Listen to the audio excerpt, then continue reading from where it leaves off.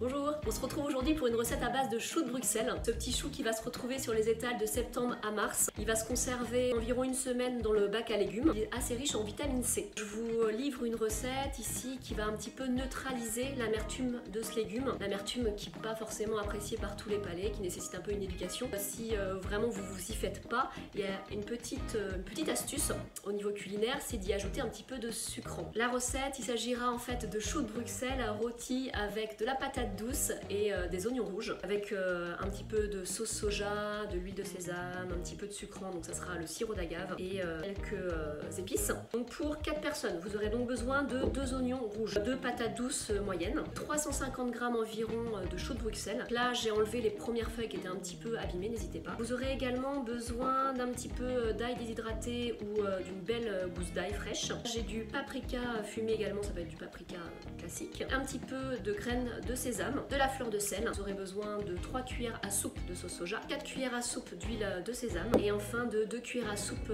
de sirop d'agave ici, ça peut être du sirop d'érable ou encore du miel pas trop fort. C'est parti.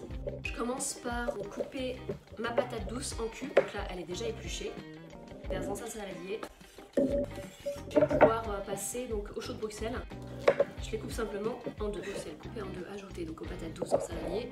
Je vais ensuite couper donc les oignons rouges. J'ajoute ce saladier au reste. Je vais arroser le tout avec 4 cuillères à soupe d'huile de sésame, 3 cuillères à soupe de sauce soja, là elle est salée, et enfin 2 cuillères à soupe de sirop d'agave. J'ajoute de la fleur de sel, le paprika fumé, l'ail déshydraté. Je mélange et j'arrose.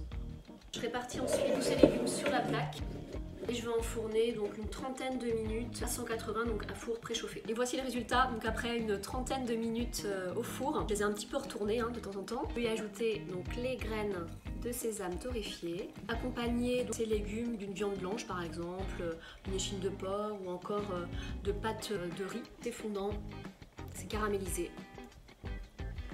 et c'est délicieux. À bientôt.